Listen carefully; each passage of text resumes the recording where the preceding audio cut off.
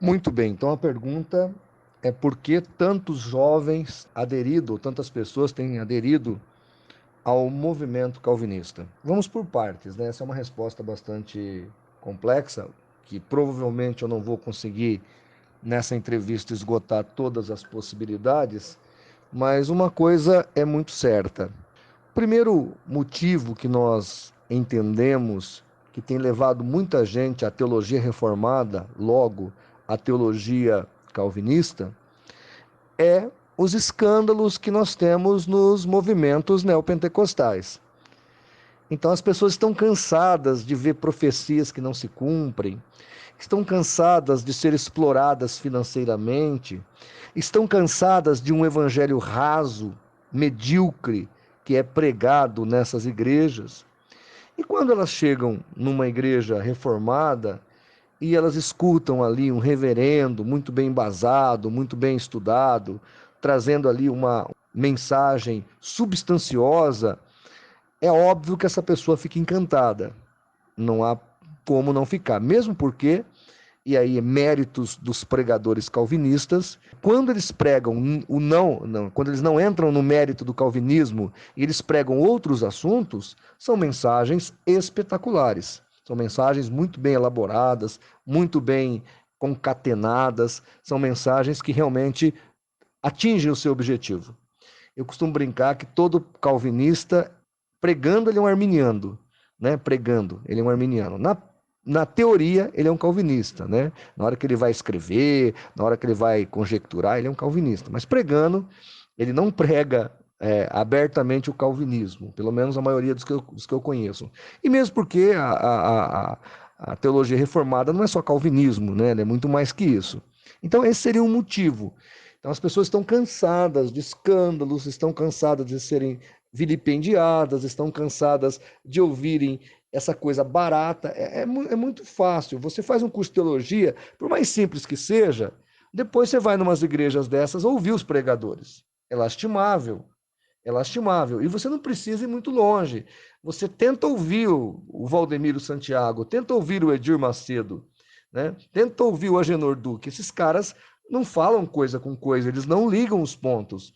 Quer dizer, quando a pessoa começa a conhecer a Bíblia, ela fica cansada disso, ela não aguenta esse tipo de coisa, ela quer ser alimentada espiritualmente. Então, essa é uma questão. Uma outra questão que tem acontecido os pregadores internacionais calvinistas sendo bem divulgados no Brasil, como John Piper, né? O Sproul, Paul Washer e outros aí famosos sendo divulgados no Brasil, as suas literaturas sendo fomentadas, as editoras evangélicas mais, digamos assim, proeminentes são calvinistas, promovem a literatura calvinistas, as literaturas calvinistas. Então, essa conjuntura de fatores. De um lado, escândalo, palavra fraca, espoliação da fé, pouca literatura consistente, e do lado de cá, uma palavra mais concatenada, mais projetada, mais bem preparada, uma literatura mais robusta. Então, nós vemos esse avivamento calvinista. Embora, agora, recentemente, editoras como a CPAD, Casa Publicadora das Assembleias de Deus, e a editora Reflexão estão trazendo para o Brasil uma gama enorme de teologia arminiana. Então, o reverso vai ser dado, com certeza, logo, logo, já está sendo dado sobre a teologia calvinista, mesmo porque no Brasil 80% dos cristãos são arminianos. E quando você coloca o calvinismo como ele é, nu e cru, sem enfeite, sem chuquinha, sem adesivos, sem adereços, quando você mostra o vinismo de João Calvino para as pessoas não querem aceitar esse tipo de coisa, né? É totalmente intragável, é totalmente inadmissível a cosmovisão do calvinismo. Eu tenho um texto aqui que diz que é do Rei James da Inglaterra, que ele mandou o pessoal assistir o Sino de Dort, e quando eles voltaram e contaram as decisões da tulipe, né, o fechamento da tulipe, ele disse assim: olha, nem se o inimigo tivesse proposto no inferno um projeto para difamar Deus tão bom quanto esse, ele não teria êxito, de tão assustador que é o calvinismo. Eu digo que o calvinismo já foi rechaçado em 529 no Concílio de Orange, quando a dupla predestinação foi anatematizada, ou seja, foi amaldiçoada pela igreja.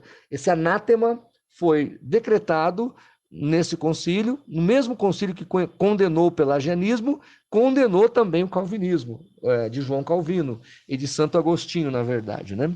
Então, essa é a questão. Uma outra coisa importante para falar é que dentro da teologia você não escapa de uma das visões.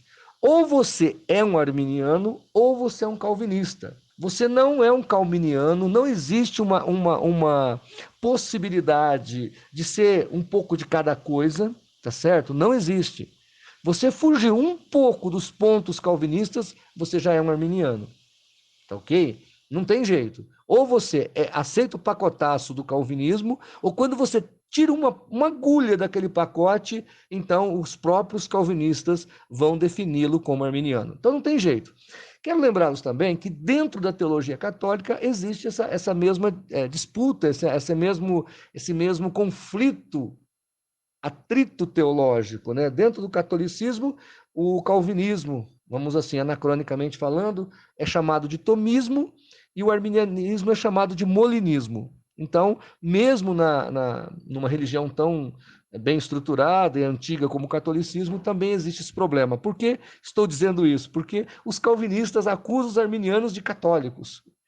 Os católicos são arminianos, os protestantes que aderem ao arminianismo estão aderindo ao catolicismo. Isso não diria nem que é ignorância histórica e teológica, é maldade mesmo, porque qualquer pessoa que estuda sabe que o catolicismo tem também a mesma problemática no seio da teologia católica. Tá? Então, deixar isso claro para os nossos telespectadores e nossos ouvintes a respeito do calvinismo. E eu alerto você que está se iludindo com isso, não entre por esse caminho, porque é um caminho meio complicado e não é muito producente. Eu entendo claramente que o calvinismo é uma heresia, acredito que não seja uma heresia de perdição, ou seja, mesmo a pessoa crendo nesse descalabro, ela pode ser salva. A minha questão é mais periférica, porque essa cosmovisão de Deus gera o ateísmo. E eu me lembro que quando eu estava na faculdade, em 2001 a 2005, fazendo história, eu li Nietzsche, eu tive que ler Nietzsche. E eu li uns 3 livros do Nietzsche, entre eles o Anticristo. E eu observei que a visão de Nietzsche era bem distorcida da fé cristã e fé protestante, porque Nietzsche era na Alemanha. Então eu fui fazer a minha pesquisa depois, posterior, do calvinismo, porque na faculdade teológica arminiana você não estuda calvinismo, nem mesmo o arminianismo, às vezes você estuda. E aí, quando eu fui estudar o calvinismo, eu entendi que o que Nietzsche criticava não é o cristianismo bíblico ou o arminianismo, que também é bíblico, que é o cristianismo bíblico na minha visão. Na verdade, o que Nietzsche criticava era a cosmovisão calvinista. E isso vai gerar o ateísmo dentro da Europa. A Europa, que há 120 anos atrás era 80% protestante, hoje nós temos uma Europa entregue ao ateísmo, uma Europa abandonada ao ateísmo, 5% de protestantes. Por que isso? Qual é a razão disso? Ao meu ver, essa cosmovisão errada de um Deus que brinca com as pessoas, igual aquele menino pega a lupinha e fica queimando as formiguinhas que ele acha mais interessante queimar. Então esse Deus calvinista seria assim um tanto mimado, tipo aquele Deus que apareceu em Êxodos, lá naquele filme hollywoodiano, aonde eles dão uma visão mais de uma visão de baixa crítica, da alta crítica do livro de Êxodo, né? É uma visão da alta crítica. Eles tentam explicar pela ciência o que aconteceu no filme, o que aconteceu no fato, né? O fato do Êxodo, como é que seria de fato o Êxodo, né? Então eles usam evidências científicas e aí eles apresentam aquele Deus lá. Aquele Deus lá do filme é bem parecido com o Deus calvinista. Tá certo? Então, essa, ao meu ver, é o grande reverso do calvinismo. Ele gera essa incredulidade, essa revolta, como costumam brincar alguns arminianos. O principal ponto da tulipe não foi colocado, que é sola sortes, ou seja, não é uma coisa lógica, é uma coisa absurda, né? Absal. Então, essa é uma questão. Essa é uma questão. A outra questão é que eu trabalho, e quando eu quero mostrar trazer um calvinista para o arminianismo, ou libertar o calvinista desse embotamento com relação a essa doutrina, o que eu mostro é o próprio calvinismo, de João Calvino. Né? Por exemplo, eu vou lá na Instituta número 3, na página 41 da editora Cultura Cristã. João Calvino fala: porque Deus não criou em igual condição todos os homens, no caso, mas ordenou uns para a vida eterna e os demais para condenação eterna. Olha que absurdo. Continua João Calvino na Instituta.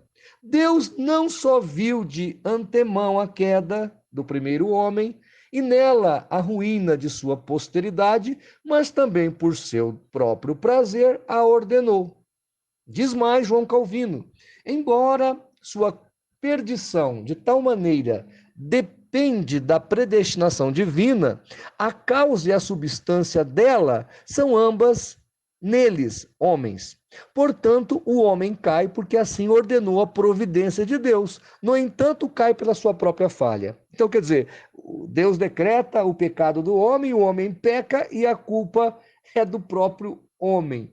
Então, assim, você vai mostrando para as pessoas. Olha que o Boetner, que é um calvinista, fala. Ele diz assim: mesmo a queda de Adão, através dele, a queda da raça, não foi por acaso ou acidente, mas foi assim ordenada no seu decreto. Diz Calvino ainda, voltando agora para o Calvino novamente, na Instituta volume 3, sobre a história de um mercador. Esse mercador, então, ele se perde da sua caravana, ele é achado pelos ladrões que o roubam e o matam. Aí Calvino diz: Deus não somente anteviu esse fato, como assim o determinou. Eu me lembro que os calvinistas ficaram muito bravos comigo, porque quando aconteceu daquela criança que estava tentando atravessar o mar Mediterrâneo e a família dela naufragou e o corpinho do menino foi achado na praia da Grécia, eu peguei a foto da criança e coloquei um comentário embaixo da foto dizendo o seguinte: Deus não somente anteviu, como predeterminou o futuro dessa criança. Então, na ótica do Calvino, aquela família que naufragou e morreu miseravelmente no meio do oceano, e os corpos apareceram lá, entre eles do menino, na praia da Grécia, foi um decreto divino, foi pela vontade, o beneplácito de Deus. Então, quando você começa a mostrar para as pessoas o calvinismo de João Calvino, não o calvinismo enfeitado pelo John Piper, não o calvinismo rebuscado do Paul Washer, não o calvinismo fictício do Dr. Augusto Nicodemos, não esses calvinismos, mas quando você mostra o calvinismo de João Calvino e a assustadora visão que ele tem de Deus e da sua palavra e do seu decreto, as pessoas elas começam a retroceder e a voltar para a Bíblia. E é importante que o nosso telespectador entenda que até o século IV para o século V, essa visão não é achada nos pais da igreja. Eu tenho aqui toda a patrística, eu faço minhas pesquisas nessa patrística, e todos os pais da igreja, tanto que o próprio Spurgeon confessa isso, e o Owen, um outro autor calvinista, também fala isso. Antes do século V, não existia na teologia cristã a cosmovisão calvinista. Ela começa com Agostinho, e é importante notar que eu li o livro todinho do livro de Santo Agostinho sobre o livre-arbítrio, E ali ele combate o estoicismo e ele mostra a relevância cristã do livre-arbítrio. Quando ele se depara com Pelágio, parece que ele restaura o estoicismo, que é o paganismo da época, né? A religião mais potente do paganismo da época. Ele restaura o estoicismo helênico e ele então cria, gera, consubstancia essa cosmovisão do calvinismo, porque Calvino nada mais fez do que beber na fonte que era Agostinho. Ele cita mais de 400 vezes Agostinho nas Institutas. Então, eu entendo que o jeito mais fácil de mostrar a verdade para as pessoas é mostrando o que é o calvinismo. O fato, tem um artigo no site do CACP que tem o seguinte tema: Conheça o calvinismo pela caneta dos calvinistas. E ali você vai ver que o calvinismo é totalmente desprovido de consenso, de bondade, de piedade, não coloca Deus como um agente piedoso que procura o homem para salvá-lo, que amou o mundo de tal maneira que enviou o seu filho para que todo aquele que nele crê não pereça, mas tenha vida eterna, João 3,16. Olha que absurdo, telespectador. O calvinismo nega o centro da Bíblia, do Evangelho, que é João 3,16. Ele nega, porque o Deus calvinista não aceita João 3,16. O verso seria escrito assim na visão calvinista: porque Deus amou os eleitos de tal maneira que a sua graça irresistível salvará todos aqueles que estão predestinados. Esse é João 3,16 na visão dos calvinistas. Então, diante da pergunta, como é que a gente mostra os fatos, não precisa distorcer verdades, não precisa sofismar, é simplesmente pegar o que está escrito em Calvino, pegar o que os calvinistas mais relevantes falaram e mostrar para a pessoa. É uma coisa quase que libertador. E quando a pessoa faz uma analogia entre a Bíblia, a singeleza da Bíblia, né? Você vai ver que não bate com o calvinismo. Eu até brinquei com meus alunos ontem no seminário, lendo, eu acho que é 1 Pedro 1,10 ou 2 Pedro 1,10, onde Pedro fala dos eleitos, né? Aí Pedro diz assim: olha, você que é um eleito, você que é uma pessoa salva por Cristo, trabalhe pela sua eleição para que você não se perca. Então, Pedro, ele não era, anacronicamente falando, um calvinista, mas sim um arminiano. Ele falava que os eleitos, aquela pessoa que foi predestinada, né, os predestinados à salvação, deveriam lutar para desenvolver a sua salvação, porque senão seria em vão e eles se perderiam. Então, né, bem diferente do que ensina o calvinismo. Embora, e aqui eu explico rapidamente esse fato, na cosmovisão arminiana barra wesleyana, porque o arminianismo clássico se aproxima muito do calvinismo. O wesleyanismo é que vai distanciar-se um pouco mais. Tem um artigo meu, aliás, um vídeo meu lá no CACP Vídeos, onde eu explico essa cosmovisão. Na visão arminiana, na visão wesleyana, a ideia é que Deus predestina a igreja, ter uma igreja. Quem vai entrar nessa igreja é livre-arbítrio, né? Essa seria a visão mais bíblica e cristã, ao meu ver, e mais justa, colocando Deus como aquele que amou o mundo, como está em Tito 2,11, né? Que a sua graça é para toda a humanidade, não só para os eleitos. A graça de Deus, ela está difundida em todo o planeta, em todo o mundo. Quando o véu do templo se rasga, essa graça é expandida e é colocada à disposição de todos. Ok? Bem, eu entendo que o calvinismo em si não leva os calvinistas à perdição, tá ok? Eu não acredito que só porque uma pessoa seja calvinista, ela vai para o inferno por causa disso. Eu acredito que não é essa a questão. Embora eu acredite que o calvinismo, levado às últimas consequências, gera um outro Deus que não é o bíblico. O Deus bíblico é aquele que amou a humanidade. O Deus bíblico é aquele que promoveu a salvação a todos. O Deus bíblico é aquele que dá escolha aos homens, permite o livre-arbítrio. O Deus bíblico é aquele que quer ser adorado por amor e não por uma graça irresistível forçosa que obriga a pessoa a servi-lo. Então, de certa maneira, quando você leva o calvinismo às últimas consequências, você vai olhar para o Deus bíblico e você não vai enxergá-lo, não vai achar ali no Deus bíblico o Deus calvinista.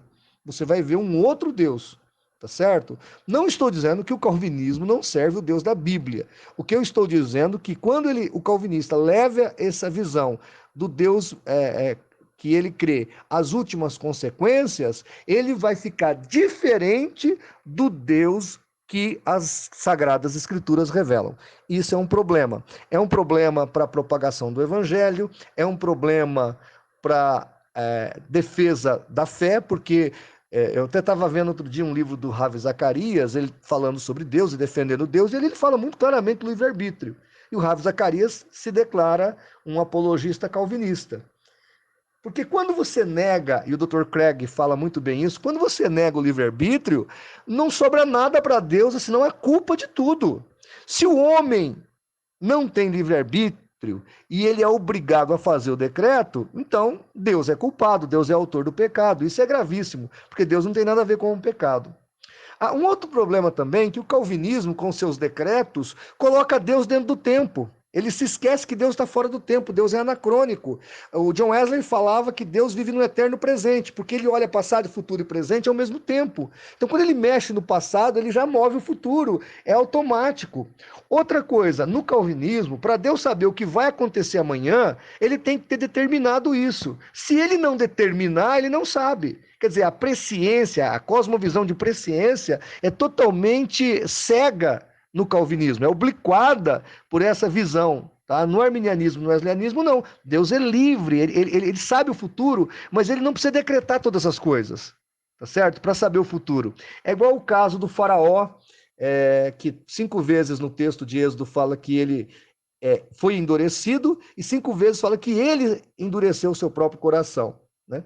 Mas o engraçado é que alguém outro dia fez uma pergunta para um calvinista, ele ficou bastante embaraçado. Se Deus decretou o faraó para poder fazer o que fez, por que depois do decreto ele ainda veio e endureceu o coração do faraó? Teria Deus alguma dúvida que o seu decreto não ia ser cumprido?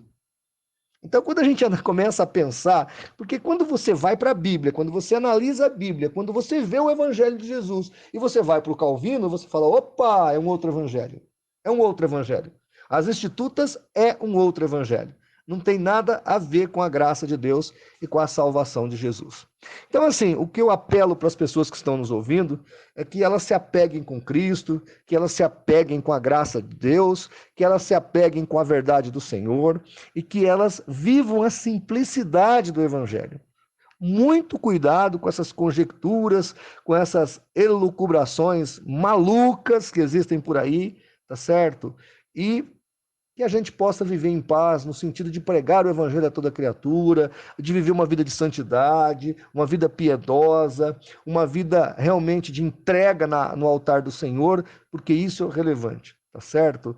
E eu acredito que o calvinismo não prosperará no Brasil, essa é a minha esperança, mas sim um evangelho mais maduro, nessa frição que está tendo entre o neopentecostalismo e a visão reformada, que nós possamos encontrar aí um meio termo, um equilíbrio, que os pastores, principalmente os pentecostais, possam ser pregadores mais zelosos da palavra, que os neopentecostais se voltem mais para a Bíblia e que os calvinistas, em nome de Jesus, possam ser mais moderados, né? Aceitar, como eles mesmos falam, o mistério de Deus diante de todos os fatos, que realmente há muita coisa aí que nós não temos como filosofar ou teologar sobre. Então, ter humildade para contemplar tudo isso e fazer o mais importante, orar um pelos outros e pregar o evangelho a toda criatura e a todos os brasileiros. Tá bom? Um grande abraço, foi um prazer estar aí dando esses esclarecimentos e qualquer informação mais acurada, entrem no nosso site www.cacp.org.br.